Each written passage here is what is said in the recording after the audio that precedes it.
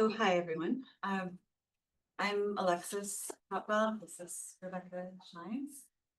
We're going to start on time because one of the things that we want to do is have some time to go around and have some space where everyone can just say what's bringing you here and what you're looking for. We've been able to see for everyone who registered what you said, which was really great and interesting. So this doesn't have to be very, very long, but just a sort of brief check-in, things that you're especially interested in. For this part, I'm going to pause the recording. And in general, if there's something that you want to say that you would like not to be recorded, just say, I'd like to not record this, and I'll pause it. But we just have a couple of colleagues who really wanted to be here and couldn't. And this is one of the things that we're doing as part of our new project on writing as thinking. And so one of the things that we're doing is a series of conversations, workshops, and also sharing some of the material that we're going to give you a little bit of today that is about actual assessment practices, exercises, things that we use in our classrooms and that we want to share. So we can talk more about that broader project if it's interesting. But that's sort of what we thought we wanted to start with. So maybe I'll pause, and if we can start with you. Sure. My name is Zach Patterson. Recording. I'm spotlighting myself. Okay. So thank you. This is really good. The plan for this is I'm going to give just a short, really 5-minute kind of context of what we're coming in with, which actually all of what you just said perfectly encapsulated so much of the complexity and the beauty and the inspiration and the frustration of, I think, what all of us are finding and feeling. So I'm just going to say 5 minutes of things. Rebecca is going to give us some chunking through some of the thinking that she's been doing about writing and assessment in this context. And then some of that time will have space for people jumping in, but we've pictured the last half hour as a space where we can talk really specifically about assignment and assessment tools, and you'll see how this comes out in what Rebecca has to say. So one of the things that I want to just encourage us to discursively shift is something that happened a lot as people were talking about what brings them here today, which is that very consistently people use the formulation writing in the age of AI.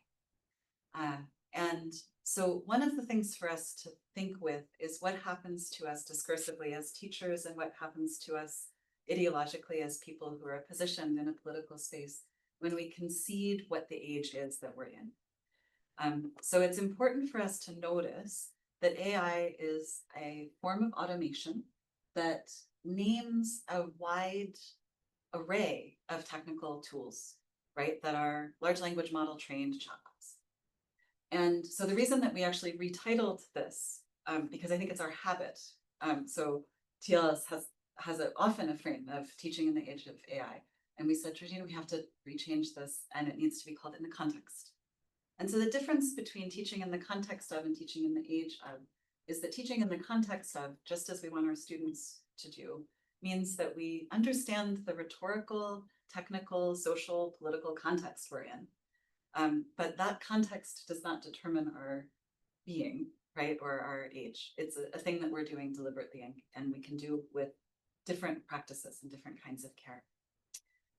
So one of the things that we really want to do is actually to shift the frame of how we're thinking and talking about what AI is. And as we said in the blurb for this workshop, and as we just keep thinking about it, it is really this question of what happens if we do not think that the main thing we need to be doing is teaching people to use chatbots trained on large language models in our classrooms. So actually what happens if we take that point that Stephanie made, where she said students are going to be expected to use AI in their jobs. And this is absolutely true. So anyone who knows anyone who is not an academic, which I hope all of us do know people who are not academics. Many of my friends who work I have a friend who's been working at Microsoft for 25 years, and his performance markers like for his yearly assessments now require him to show the percentage of his work. So he's a senior data scientist at Microsoft, very accomplished, very, right, like, and he is having to show the percentage of work that he's done using AI, and he's going to be penalized if that percentage is below a certain amount. So no one is arguing that the students that we have, that we teach, we need to be giving them tools to meet that. But what we really, really think is that the way to do that is to fundamentally shift from a question about how do we use AI to this question of how do we think. We really think that the best way for us to be equipping students to engage AI in their work, wherever they do, is to start with the proposition that what we can do with AI is not something that we should necessarily be teaching our students to do in the university. And that what we can teach them to do is much more interesting and much more joyful and much more beautiful, maybe much more human, which is really about this question of when you're called to assess whether something gave a good result, how would you know? What is the you that would be capable to do that? The last thing that I wanted to say is just this experience I had talking to Ruth Mueller, who's a science and technology studies scholar in Munich this summer, last month.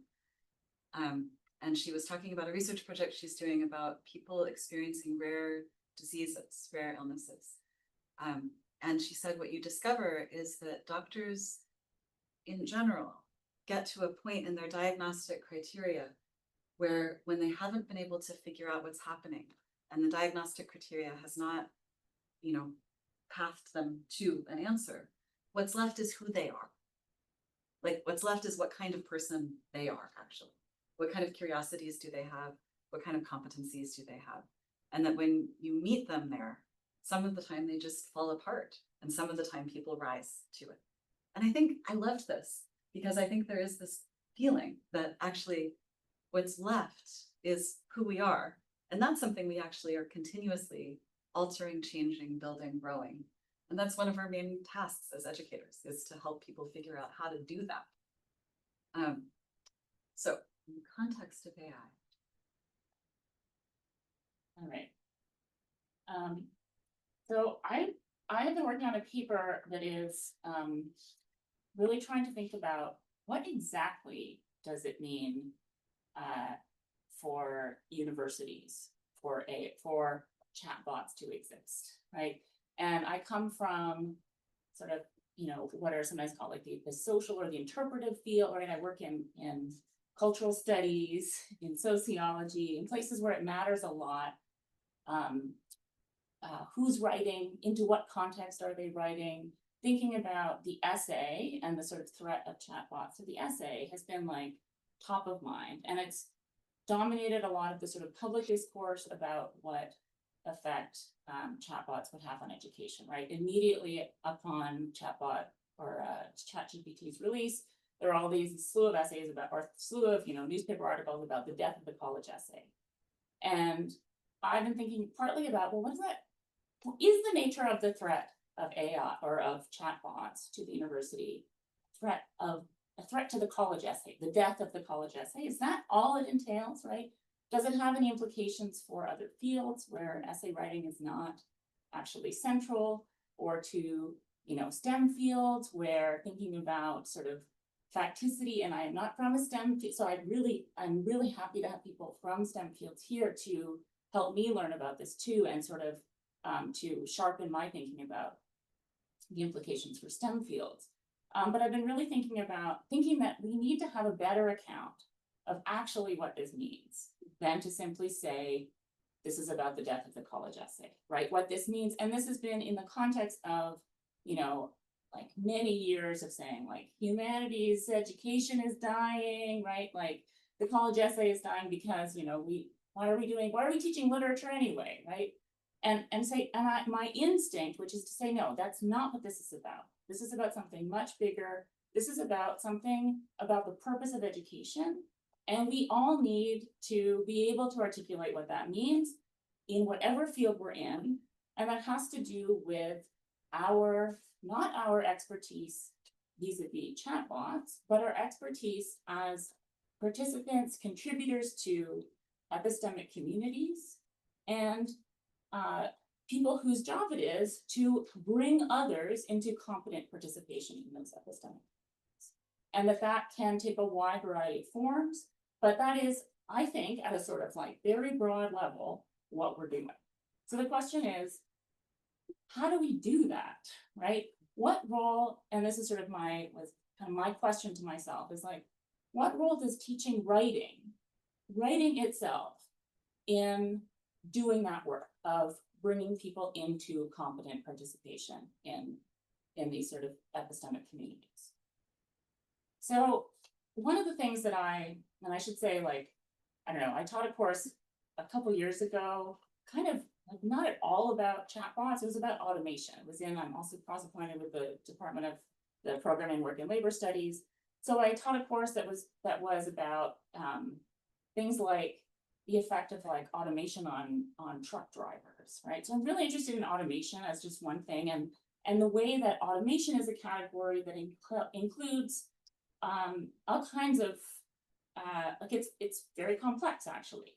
Many of the things that we mean when we're talking about automation are actually just transferring different parts of a work process from one group of people to another, or from one group of people to a machine, and changing the role of the human into what is sometimes called machine tending, right? So you're babysitting machine, making sure that it's doing it properly. And one of the things that's challenging, and people who write about automation often think about this, obviously they think about things like job loss, right? The reason why Luddites were destroying stocking frames is because they were starving, right? Because their jobs were being taken away.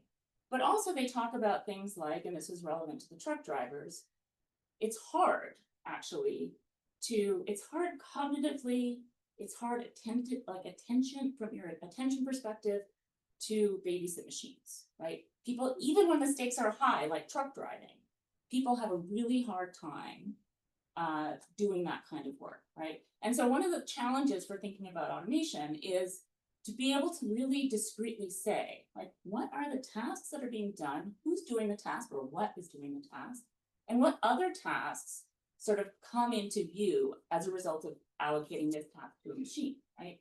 So one of the things that I'm sort of urging us to do when and this is relevant a little bit to that sort of advent of, or age of AI kind of discourse, right, is to really try in our own work, in our own fields, to be very specific with ourselves and with our students about what is actually being automated, right? When you are using a chatbot to do something, and you're giving it a task, what do you imagine it's doing, right? What piece of your work, what piece of that Microsoft, whatever, data specialist, what piece of what they're doing is automated? And I don't know enough about it, right, to say what theirs is, but we need to know what chatbots are doing in our work.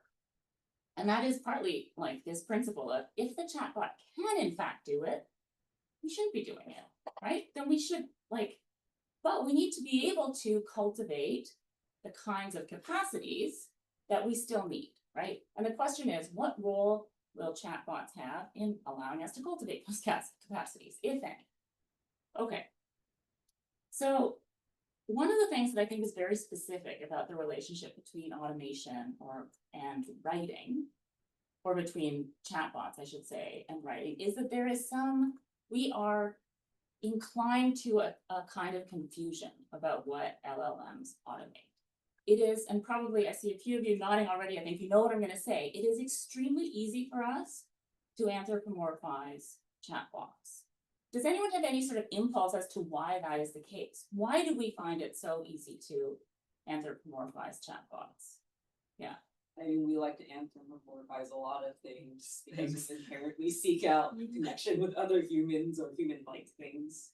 Totally, we anthropomorphize lots of things. Any other instincts as to why this might be, that chatbots, that LLMs are, we tend to, it's even hard for us linguistically not to describe them as knowing something or thinking something, right? Or writing, right? We think of what they do as automated writing, right? And I think that this comes from this sort of, I think, really really misleading impulse that we have actually comes from a really true intuition that we have, which is that writing is thinking, right? It's because conscious, organized, intentional expression of ideas is how we operate as humans, that we find it so hard not to experience LLMs, large language models, as thinking, right? And it's precisely because of this and this sort of confusion around things like essay writing, right? Why do we do essays as a form of assessment? And why have we done this for so many centuries, actually, right? It's because we perceive writing as an artifact of thinking, right? We can tell the depth, the carefulness of your thoughts, of your understanding of something, because you have written it, right? And so we are completely kind of undone when that writing can take place absent a consciousness, absent intention, right? When it can happen because of what is, this is comes from Bender and Hanna. They describe LLMs as synthetic text extruding automation, right? We have a really hard time experiencing that synthetic text extruding automation as something other than thinking, right? And that's a problem for us, right?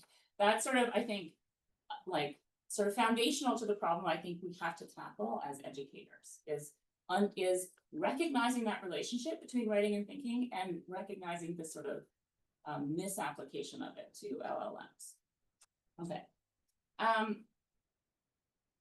So we are not the only people, as someone already mentioned this, to describe writing as thinking.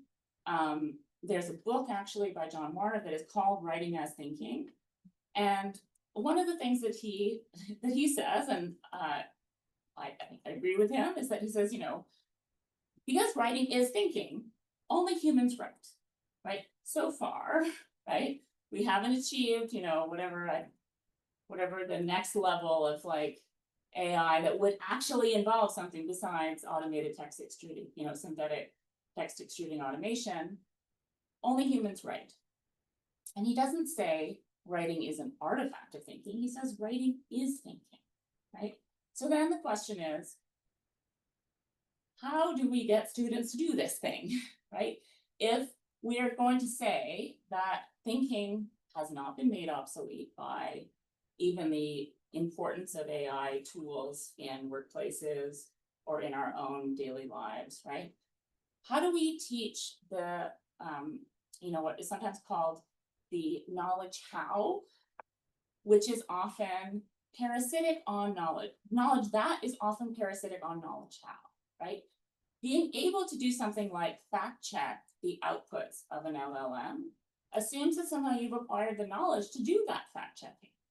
And that is even like, it's even more complicated than that, right? It's not just can you check the facts, it's can you assess what kind of thing is validatable, right? What kind of claim are they making? Into what kind of knowledge ecosystem is somebody making a claim, right?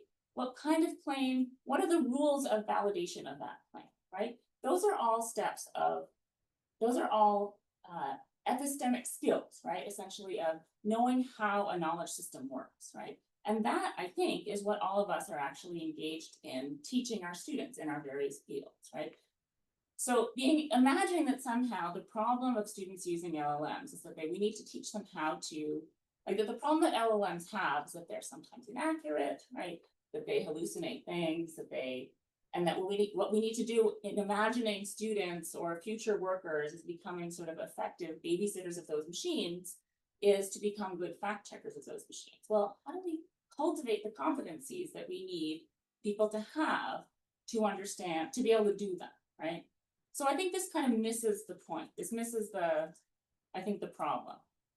How am I doing for time here? You're okay. We have like another 10 minutes for this. Okay, so part of what I think is that, like, you've all probably heard the phrase AI literacy, right? I basically think this should not be our focus by and large. I'm not saying that AI literacy is not important, but I think thinking about what I just said, right? Thinking about knowledge how is actually more important and more speaks to the knowledge, the competencies that we hopefully already have in our fields than learning how chatbots work and teaching our students to use chatbots more effectively. Okay, so just sort of skipping ahead here. What I think that we need to do, and I'm happy to, like, I realize that I'm sort of speeding this up, so I'm really happy to engage with you and hear questions about things that I've skipped over too quickly. Is to say, I think, and this is gonna sound, I don't know, maybe crazy. I think like a bold step for Canadian universities to make in response to the challenge that chatbots pose to education actually has to do with really radically rethinking our relationship to grading and to credentialization. And that this comes from a sense that what we need to do, like, because writing is not only an artifact of thinking, but it is a practice of thinking, that we need to really foreground practice in everything that we do. And we need to find ways to shield practice from assessment. The sort of, if there's anything that I want people to take away and think about from like what I'm saying today, it's that I think we need to find ways structurally and discursively to foreground practice in our teaching, right? So structurally, that means, you know, if students can get a better grade by using a chatbot or by asking a chatbot to summarize a difficult reading, than they can by doing a hilarious research paper that talks about the brain only group, right? A group that is asked to generate essays using brain only, right? If brain only work does not get you a good grade, then we are not structurally foregrounding practice, right? If we are not able to talk to our students about why we want them to practice doing something, right? About what it is, what the actual task, what the actual competency is in your field, that we're not discursively foregrounding practice, right? We need to be much better at doing both. So there are all kinds of things that I think in the past, we, you know, and this is not saying that we were always excellent teachers, right? But we got away with backgrounding all kinds of practices, right? The idea was you write your essay, that assumes you went to the library, you read some stuff, you know, you learned some things that you read, you put it in your own words, you quoted it, you cited it, right? But those were artifacts of a thought process that went on, right? We can't do that anymore. We have to, not only because we can't tell, you know, whether it was generated by a chatbot, but because students need to understand, why are we asking them to do that stuff, right? So we need to foreground practice, and we need to give students tons of opportunities to practice, and we need to shield that practice from assessment. So this is sort of segueing to, I think, where we're gonna spend a lot of more time today. I am not under the illusion that, I don't know, the poor government, education ministry, or like our Carleton leadership is going to do what would be my dream, which would be to say, we're gonna like not have any grades for the first 2 years of undergraduate teaching, or maybe the first 3 years of undergraduate teaching. We're gonna just like, you know, foreground practice. We're gonna give students so much opportunity to sort of flex these muscles, to experience what it's like to intentionally, you know, put words together to express an idea that you didn't know you had or understood until that moment, right? I'm not under the illusion that that's going to happen, but I think at a micro scale in our own courses, and also like collectively, because the more of us do this, the more students will experience a sort of shift in like learning culture at Carleton, where they will not be completely weirded out as they sometimes are, right? And sometimes my colleagues are completely weirded out, Alexis and I both, when we talk to colleagues about asking students to write and never collecting it, right? How would you do that? How do you get them? How do you know they've done it? How do you get them to do it, right? That is a weird thing to do. How can you how can you ask students to write? What is the point, right, of asking people to write and then not assessing, or not even reading it as the authority figure? Maybe, maybe you ask a peer to read it, or maybe you ask them to read it and then respond to their own writing, right? Anyway, that there are all kinds of different ways, and that we've been part of, it's sort of been intermittently active community of practice around alternatives to conventional grading. There is a whole really, I think, good literature about the problems of grading even before, chatbots arrived. Many of those things I think are even more true now than they were before, about the sort of distorting effects of grading on their learning process, the degree to which they are not actually a good measure of all kinds of things, right? But there are all kinds of things that we can do in our own classes that have to do with shielding practice from assessment, while also living within some of the constraints that we have, so that students do finally get a grade, and also acknowledging that we do need structurally, right? When students are, I think one of the other things I want people to take from this is that I don't think it's useful to relate to this as a moral question for students, right? If you're good, you don't cheat. And if you're bad, you cheat, you take shortcuts, right?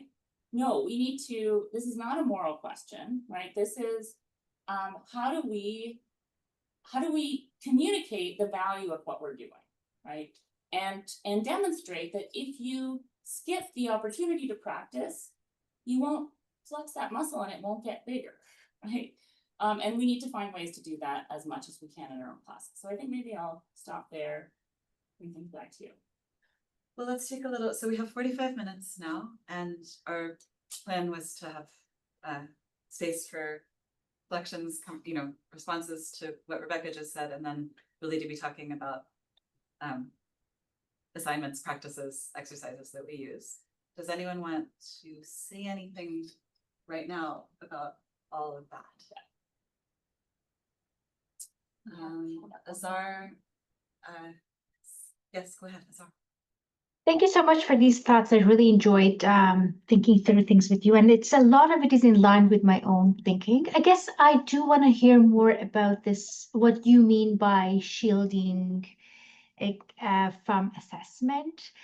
And I'm like, I really wrestle with this. I don't like grades, and I don't think they're pedagogically too much for us, but there's something in giving feedback that is, I find, to be super important for learning. And I guess like I just don't know how one would balance, like what do you mean, or do you think any, like I don't know what exactly you mean by the shielding practice from assessment. I just wanted to learn more about it. Thanks. Should I answer that? Maybe let's collect a few. Do others have? I just wanted to know what you meant by like not framing it as a moral question. I wanted to know more about what you're thinking. From a recent student perspective, I'm thinking, what if students think that I want to use AI to express something because it's a tool and I want to work it. So how do we tackle that? So, and let's jump into, so I guess I should, and I do say this in the paper, I don't mean not giving feedback. I mean, feedback can take lots of forms, and it can come from lots of people, including us as teachers. So when I'm talking about shielding practice from assessment, part of what I'm saying is, if we is removing some of this sort of grading stakes of, I mean, sometimes people talk about this as like learning activities versus assessment tools, right? To talk about like, what is the learning activity I'm asking students to do? And that might be, there's all kinds of stuff that we do ask them to do that we don't directly grade, right? We ask them questions in class, we have class discussion, we, some of us might like try to incentivize students by attaching points or grades to such things, but in my class, I often, no matter what size it is, and I've been doing this for years, long before ChatGPT, like at the beginning of class, I will, as people come in, I will have a question on the board, and the understanding is you come in, you spend 5 minutes just responding and writing to that question.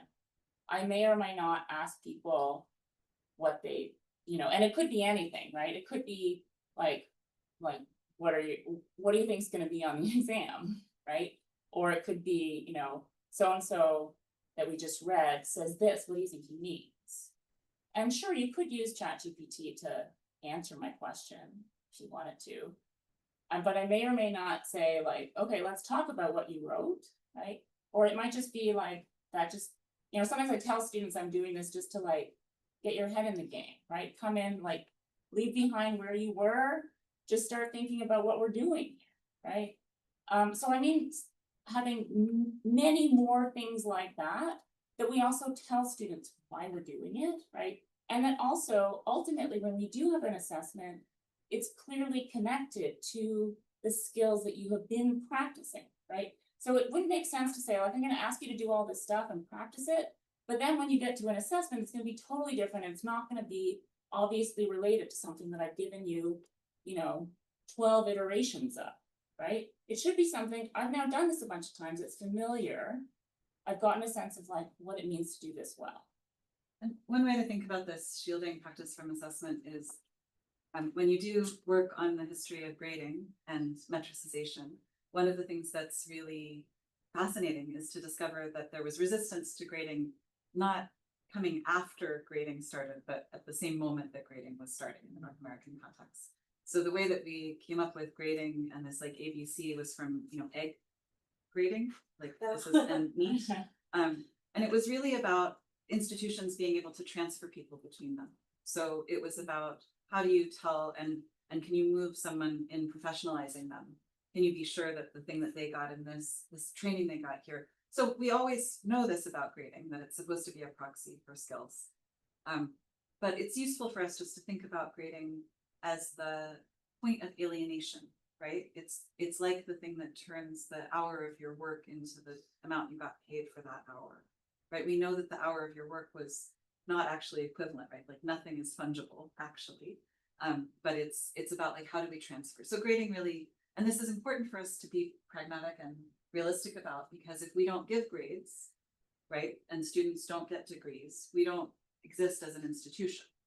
So we're part of a system, and that also is meant to track something that is, we're certifying this person can build a bridge, right? We think that this person is. So the one reason for us to shift this from a moral assessment to a pragmatic assessment, there's two reasons here. There's three. There's always three. Rebecca and I trained, Rebecca and I were in grad school together. We've never dated, but we've known each other for 2000. Long time. We trained in writing across the curriculum. So we were part of a writing practice that is very live in the University of California system. And every student who comes in does an introductory class called Writing 1. The University of California system and a lot of writing across the curriculum systems approach to writing starts from the idea that writing as a skill has been incredibly class biased. So that when people come in and are capable and facile with writing, one of the things that tracks is just the social position they're coming in with, and that it's vitally important to relate to it as a practice rather than as an inherent quality. Because if you relate to it as an inherent quality, one of the things that you end up getting is people who just say, I'm too stupid to do this. And that's not naming their being, that's naming how they've been positioned socially as well. One of the reasons that we think it's important for us to train writing as thinking is that if students outsource their thinking, they will not be able to find their own power. So the moral assessment of that is really, so that's one thing, it's just that it's political. The other thing is just practical, that when you just tell people, ChatGPT was trained on stolen texts, including all of our books, everyone in this room probably has had their book stolen. Or you say it's inaccurate, or you know, it's Cheating. It's cheating, or it's you know, they literally are bringing nuclear reactors back online just to power units. The environmental costs. This is one of my areas of work. When you just make people feel bad about stuff, it does not motivate them. It just motivates them to try to pretend that they're not doing the thing. It doesn't motivate them to stop doing it. So shaming people about their behavior is not a practical thing. Infrastructure is a better approach. Maybe there were only two. Okay. And this question about what about people who just want to use it as a tool? So I think, and this is like, I'm really, in the bigger paper that I've written, I talked about things like the difference, if there is a difference between writing a philosophy paper and writing a undergraduate lab report, and whether it actually, to what extent it actually matters, whether you know, undergraduate lab reports, as I understand it, are quite formulaic. They have a certain kind of like, you have this section and then this section and this section. It's exactly the kind of thing that I think chatbots are pretty good at generating, you know, generically like conventional kind of formula.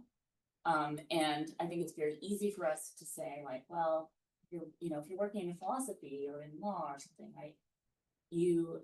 How can you know the difference between like, if you're putting things in, if you're getting text extrusion from a chatbot, whether it's like putting words and thoughts into your head or if it's expressing your idea, right? But that's part of what that's a confusing kind of encounter, right?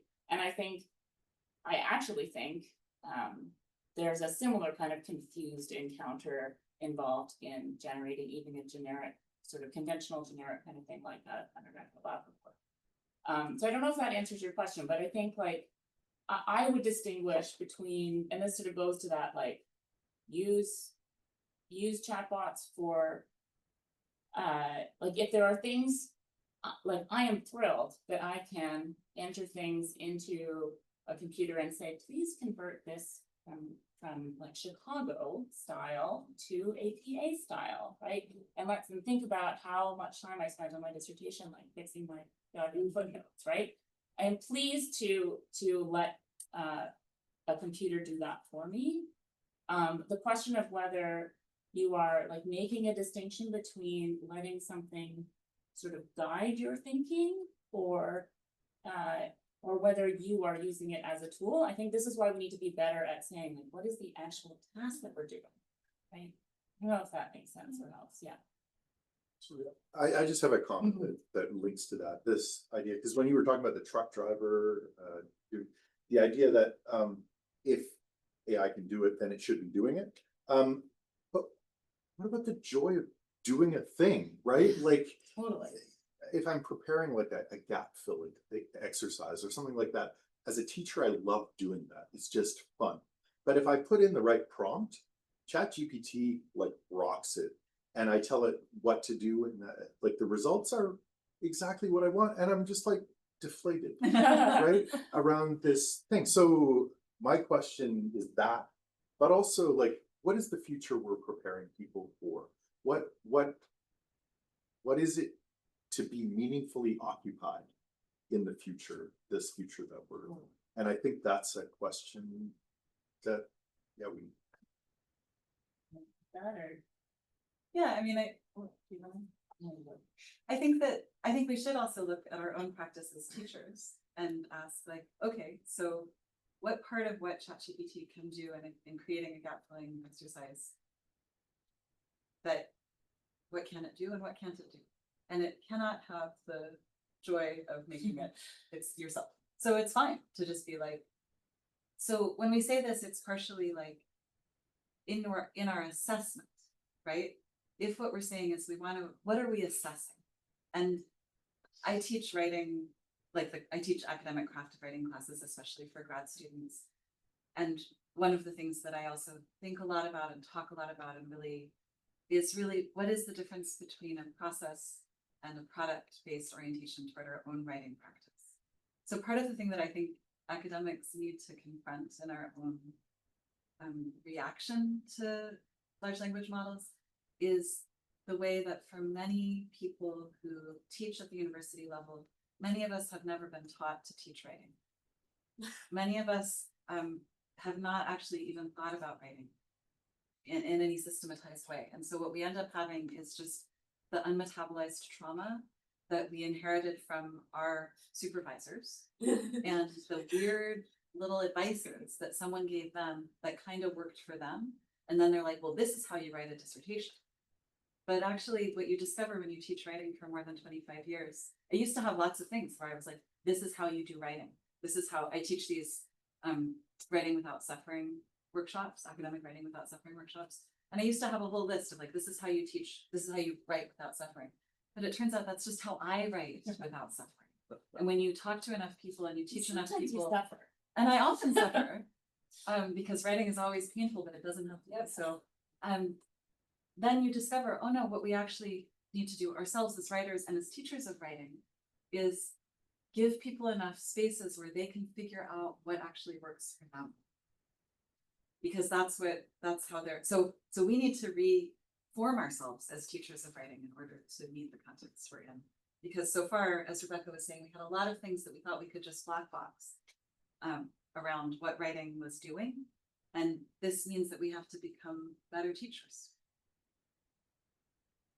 For me, the other piece of this is our friend Jake, who we're also in grad school with, works for a group called Data and Society, which is the only civil society project right now that's setting up AI ethics in the United States. It's not Meta or Microsoft. And they're having a really hard time finding, so they're in science and technology studies, but they do policy work. They've been having a really hard time finding chatbot companies that would let them look at the back end, because it's famously about black box. Like, people, it's very unclear how any of this is happening. And the only group that they found that was big enough and willing for them to look at the code is a tarot app run by AI. So you get this like stochastic predictive capacity that is tarot cards, and then you put that in an app. And I just love it that this is like the people who are like, sure, we'll let you look at our code. Absolutely. Like, it's magic.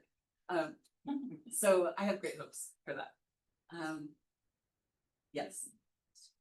It wasn't a question. I just wanted to build on the problem of meaning in work, because predated AI. We just didn't talk about it enough. So this is actually good that we're having serious discussions. The students I'm teaching, we're talking a lot about careers and going into usually writing profession. And I tell them, like, yes, your boss is going to change things for no reason, and you're going to feel disempowered, and people bully you, and the work itself often like leaves a lot to be desired. So how do you find that meaning, and how do you deal with that precarity? So I think it's a good opportunity. And I think one of the things that I'm also really, I feel, so I arrived at the University of California system like right after the like .com crash, but after there had been like this enormous explosion in like computer degrees, right, all across California. And so like my first roommate in international student housing was a like computer science student, and like so I met a whole bunch of her friends who were like freaking out about this field that we thought was going to be like, we are all going to get jobs, and now they've like created these, they were pumping out students and no jobs. And so I think like one of the things for us to feel caution about is like yeah, we keep on hearing, I feel like I keep on hearing like chatbots are here to stay. Like, we can't be denialist about this. We can't be like, but I think we need to refuse the sort of like, if you are skeptical about this, or if you want to talk about writing as thinking, or old-fashioned kind of things like essay writing, right? Then you're just a Luddite in that, like that you're just being a dinosaur and you're just being a denialist about this. But actually, this is smart, right? We don't know how this is going to develop. We don't actually know all the ways in which students' employment opportunities or employment expectations are going to shift. And so those sort of old-fashioned ideas, which we again have not always been great at doing, about like, well, figure out what is it that interests you, that gives you joy in doing, right? That is something that like that a computer can't do because a computer can't feel joy, right? Or because it can, or because because it feels meaningful, or because it is socially embedded in these very particular ways, right? Or because it is embedded in a community that you feel attached to and want to participate in, right? All of these kinds of things, including, I think, like, I think one of the significant challenges we face is like the, toxicity in our knowledge ecosystem, essentially, right? Like how we think about the poisoning of our knowledge ecosystem, which is not unrelated to, chatbots, right? But like, what role do we play as educators, or what role do our students play as future, adult members of society, as like competent participants in knowledge ecosystems, right? People able to think about what that is, and like that those are things that I think are important, and that is about like the meaningfulness of our work. I was just curious, what do you mean by toxicity here? Is it referring to similar kinds of like the writing trauma and No, or that sort of I toxicity? literally mean like misinformation, disinformation, like how do you like the kind of, how do you, the kind of like questions of like, how do you know, well, I mean, let me backtrack for a second. There's another like piece of this, which is about things like trust in science, for example, right?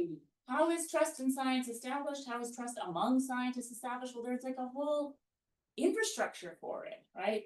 That people need to understand something about how that infrastructure works. It's not always perfect. It's not without interests and, all of that kind of stuff. You can be critical of it, but understanding how it works is part of being able to engage with like the world, right? So when I think about, like a poisoned knowledge ecosystem, I'm talking about things like, like vaccine skepticism, being a problem, or, like there's all kinds of stuff that I think.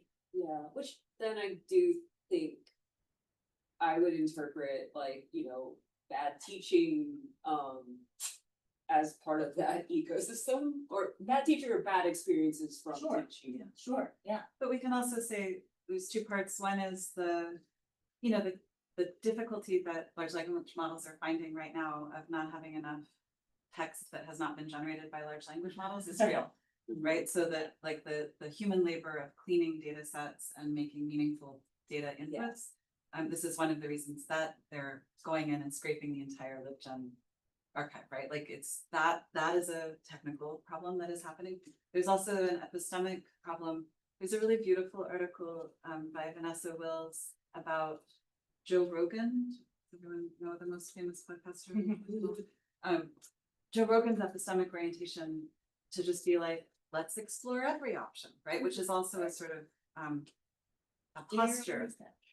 But it's like anything is possible. Like we can have so we have to sort of figure out like when and how is it possible to make claims and then defend the claims.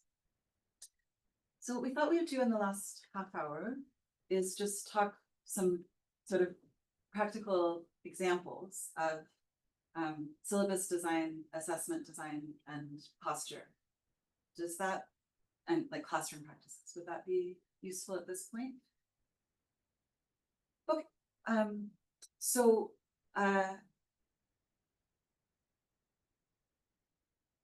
would you like to start with syllabus design or examples of writing exercises? Examples of writing exercises? Yeah. Does that sound okay to everyone? Okay, so this is one of the things that in this workbook that we're generating, we're going to be trying to put together, which is basically like, here's a bunch of stuff you could do in your classroom.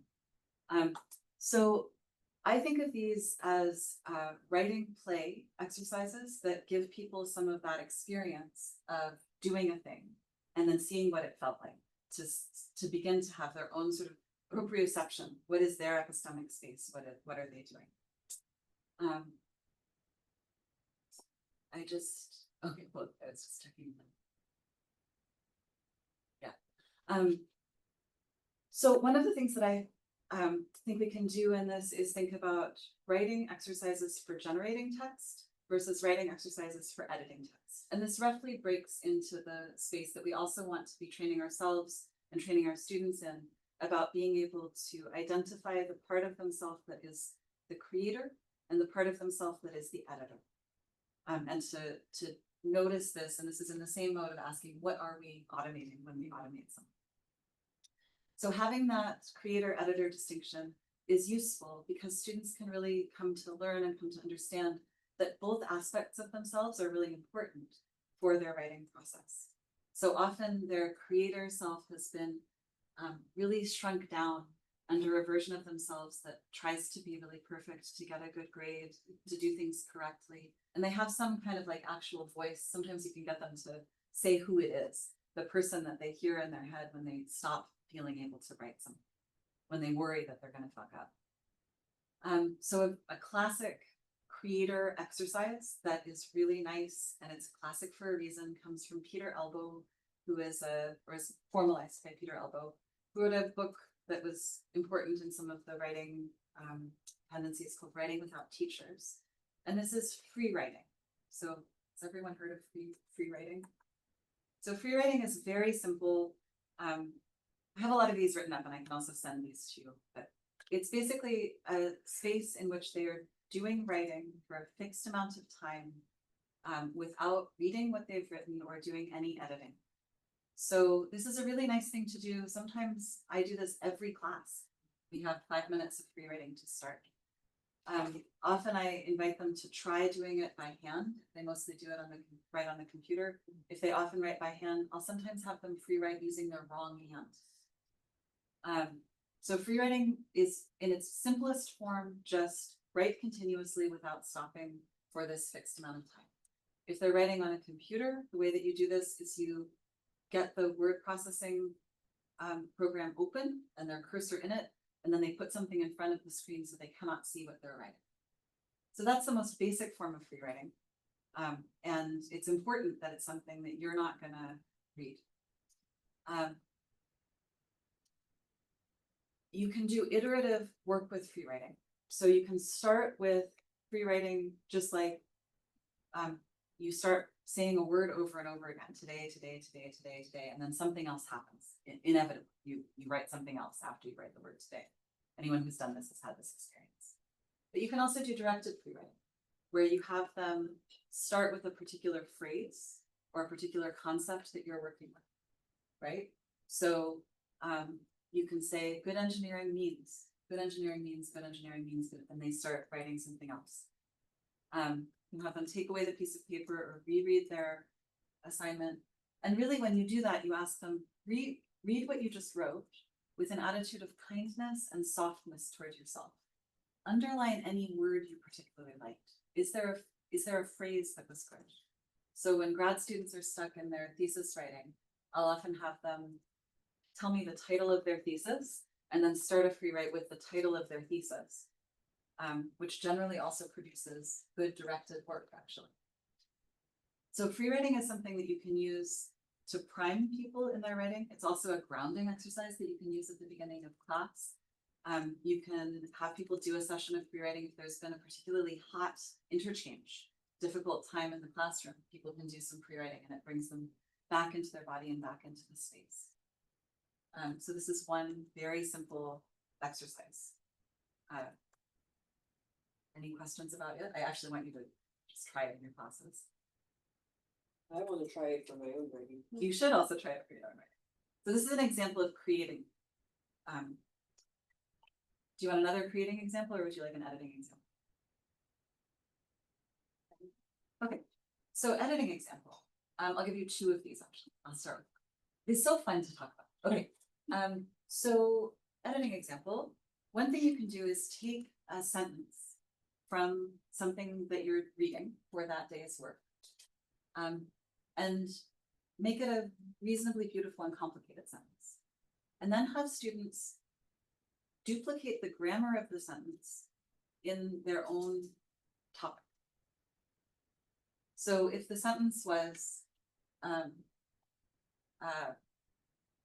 the computer sat on the desk recording the session, right?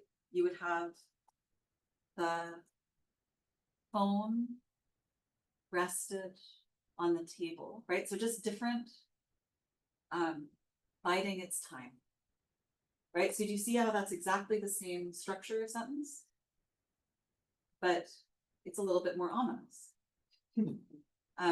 So one of the things in editing work is, and this one is a sort of simultaneously creating editing, I hear you saying that, but this is being very specific about structure, like attend to structure. What is that doing? Another editing one that I really love is you get students to find a sentence in their own work, ideally a fairly long sentence, like maybe a run-on sentence, a sentence that's maybe a little cumbersome, where they're like, I don't know, that sentence was unclear.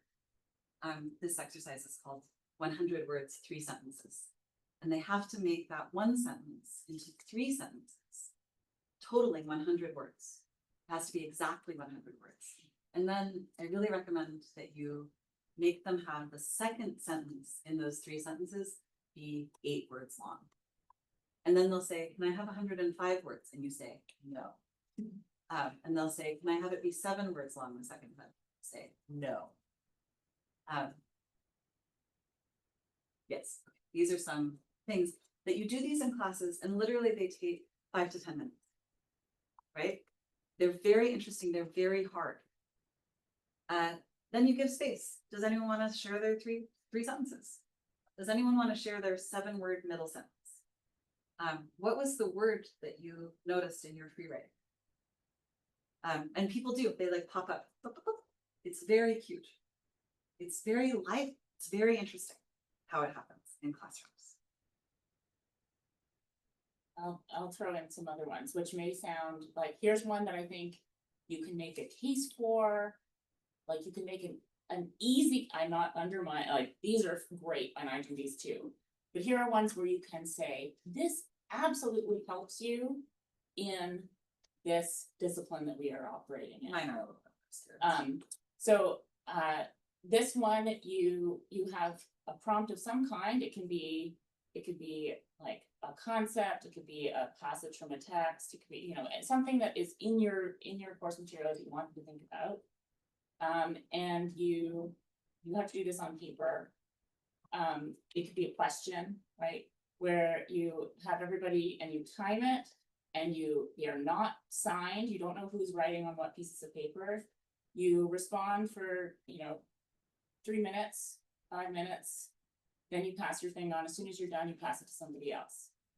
Maybe you're having a debate, right? Maybe it's something that was really hot in the discussion that you want to bring the temperature down, but you also want to capture that heat too, right? So you have everyone write. In response, they can choose either to respond to the initial prompt or to the piece of paper, or to the writing on the piece of paper that's just ahead of them. And after 15 minutes or 12 minutes or whatever, like each student should have a sheet that has like 3 or 4 responses to the original prompt. Then, and this is absolutely a thing that we do when we're writing essays, right? When we're writing in our fields, is we characterize what happened on our, right? So we say, what happened here was that somebody said this very provocative thing at the beginning, and then all of the responses were response to that thing, right? And so I would characterize this, and so I'm going to summarize what I see here, and I'm going to characterize it, right? And then someone else does the same thing. So you are, this is an example of what I mean by foregrounding practice, and then making also the skill that you are going ultimately to assess be clearly connected to the thing that you've given them opportunities to practice in a way that is like unsigned, loose, low stakes, right? So do the thing, experience what it's like, maybe feel a sort of a flash of like, well, that was kind of fun, right? Or it's fun actually to be in a debate, right? And that is in fact when we are writing into a space, we are writing into a debate. That's often, I mean, at least in my field, that's often what we're doing, right? So who's in the room, who's talking, what are they saying? And what do I want to say about what has been said, and in response to some initial provocation. So that's just another. And then you can make that an assignment. Sure, yeah. Where you like, so part of the assignment for this class is going to be being the person who summarizes what did we talk about today. What happened, right? Not transcribing it, right? Rendering what happened. And this is something that you can say, this is a skill that you're always going to need, right? If you're having a fight with your roommate, or you're talking about what happened in a work meeting, are you able to actually render what happened in a way that everyone who is in the room says, I agree, that is what happened? And can you distinguish what happened from what you thought about it? So you can then make that a formal assessment, but you've not assessed it, or you've done very light, just like merely, were you there? So in some of these, one of the ways that I'll assess, give them marks for the work that I'm not reading, is they'll do a writing exercise. We'll have various things happen in the classroom. And then the way that I take attendance for some classes will be, I hand out little quarter sheets, and they write their name, their student number, the date. sometimes I'll give them an assignment of doodling on one side and then reflecting on how it felt to do that thing that we did today on the other. So they don't tell me what they wrote, they don't share their writing, but they share their reflection on their writing. So you can ask people to have different kinds of things. And the bulk of the time was like half an hour doing this writing stuff in class. The thing that I'm assessing is just, you know, and it's fine with me actually, if they sat there in the room and, but you can look around. So the biggest I've ever done that with is a class of 80. And you might think, that sounds overwhelming, Alexis, to have 80 little scraps of paper. But it's actually very fast. You just kind of like, you check them off on your attendance sheet. You look at their like really cute little monsters that they draw. I'm seriously thinking this year actually of having just workbooks in class, in the classroom, that they hand in at the end of class and that I give them back at the end of term. And I think I could actually do this with 60 or 80 students. And that it would be nice. I always regret not giving them back their little attendance sheets, you know, because they're such a lovely like little trace of their thinking. It could be zines. Yeah, they could be like, yeah, so there's lots of assignments and assessments. We have 13 minutes. Do you want a little bit of I just want to riff a little bit on cool. what you were talking about there, because this comes back to what you mentioned earlier about this idea of product versus process. Like this is something that I struggle with, making place relevant. Yeah. Because the university, I don't know if people have noticed it, but it felt kind of empty earlier in the year, and it felt weird to be walking around here. But these kinds of activities bring people together and bring meaning to space, shared space in the same place at the same time, doing a thing. Yeah. And that I think is something that I'd like to echo in how we teach writing. Yeah. Where it becomes this not a group activity, but something we do together. Yeah. Apart. If that makes sense. Yeah. Okay. Yeah, written description. Some of these we do, and we will be generating more of that. This is part of our project, is to generate these for sharing them, but To have as a force workbook. ourselves to write down things we do. Yeah.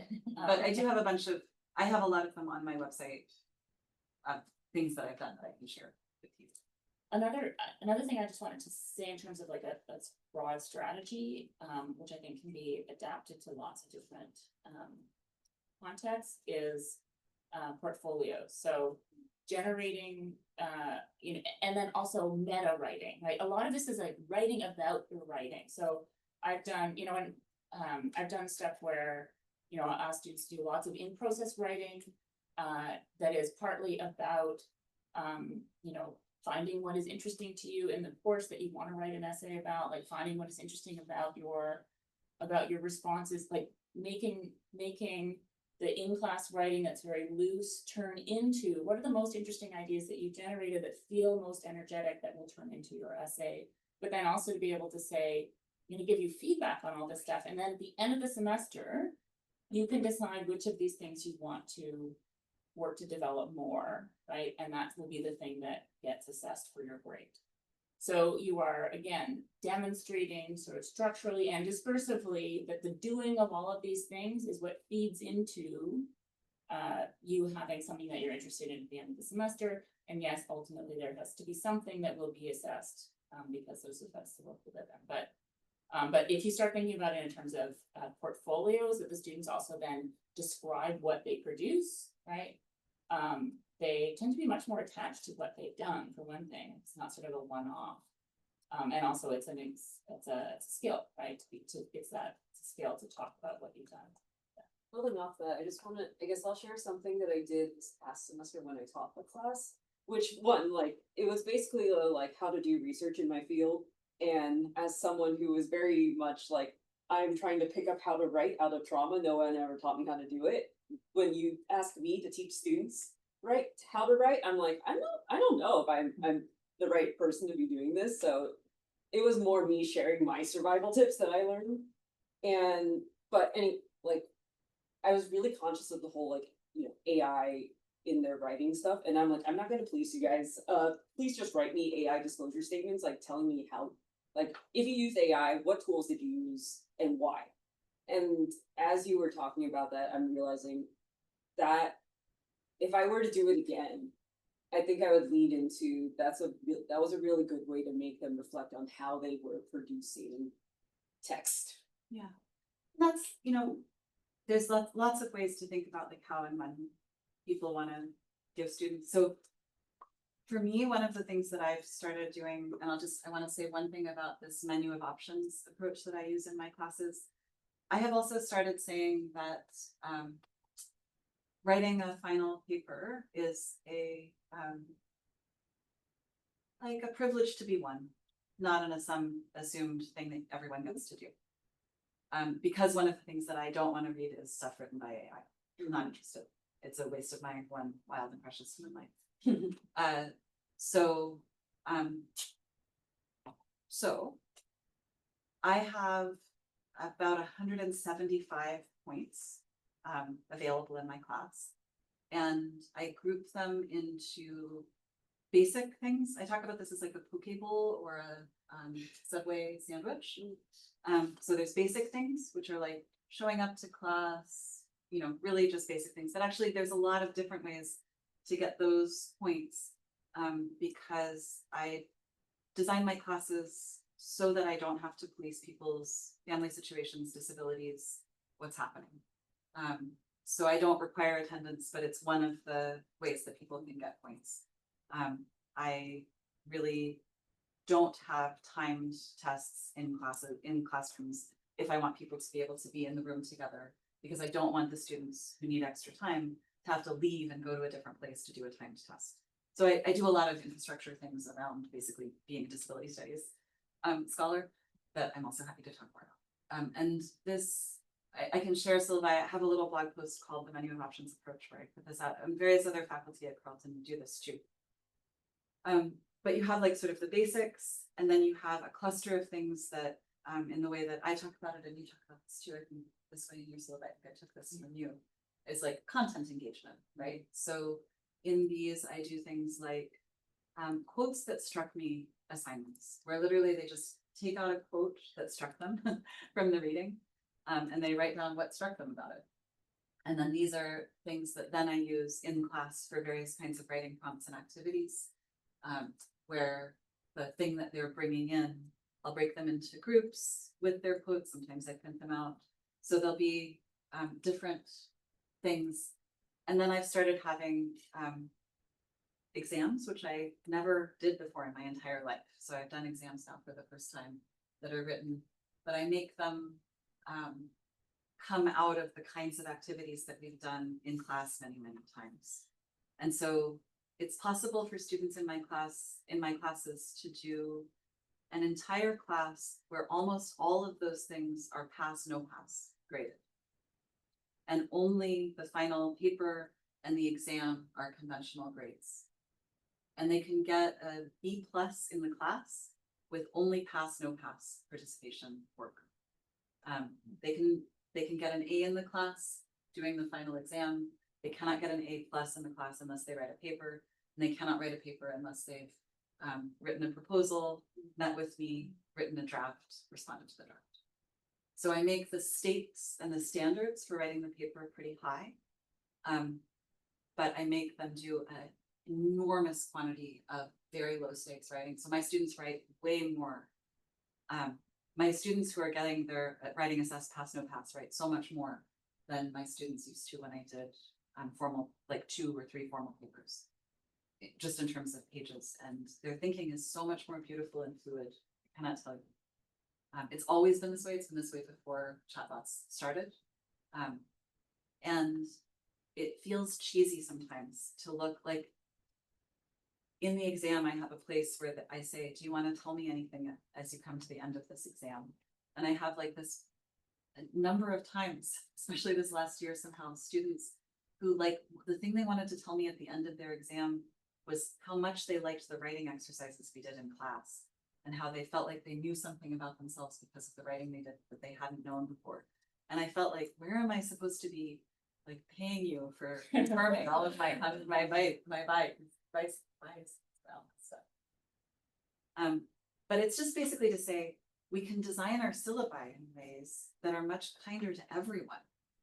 And one of the key ways to do that, and this is a pitch for restarting the alternative grading community of practice, but doing specifications grading, doing ungrading is,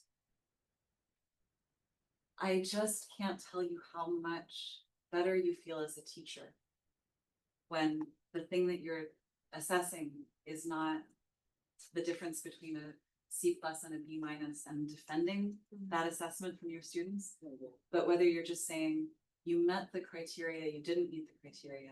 And here's what I thought was really interesting in what you started saying there. Or this thing that you wrote in this pass, no pass assignment made me think about this, you might want to read that. It fundamentally alters something about how we are as teachers. It's so nice. I think one thing I'd like to throw in there, which comes also from Peter Elbow, it's sort of for writing instruction, is that I think is really relevant again to all disciplines, is that he has this sense that part of what we're doing as teachers is helping students understand the rhetorical situation that they're in and experience themselves as having something to say into that situation, right? And so those kinds of, like, I think part of why students respond so much to this is that they, I think, so much have had the experience like, well, I don't know what to say. Like, I don't have anything to say. Into like, and also I don't understand the rhetorical situation that I'm in. I'm scared. Right? I'm scared, right? And that part of what I think is so, I think why chatbots represent such an interruption to this core thing that we are teaching is that they black box everything that's relevant to understanding the rhetorical situation that you're in. Who's talking? When are they talking? Right? Who else are they talking to? Who's in the room? What do I have to say to that? Right? That when you're talking to this sort of like disembodied thing that has no consciousness or responding to that, you are like literally talking into the void, and that is very disabling. And so like sort of creating that context and then saying, yeah, like, I want to hear what you want to say in that context is way more fun as a teacher and like really powerful experience as a student.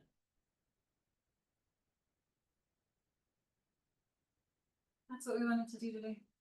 We're 2 minutes early, so we can still have 2 minutes more conversation. Online folks? You should also take people want to be like Yeah. Informed about future stuff. Yeah. You'll see it, it'll be out, but if you Yeah. want We haven't put anything up, but we bought the domain name writingasynchronous.ca. So we will be putting things there. You could connect also with the alternative grading community through teaching and learning services. And we'll be getting together around that. Okay. Start on time, end on time. yeah, amazing. Thank you for coming. Thanks, everyone. Thank you.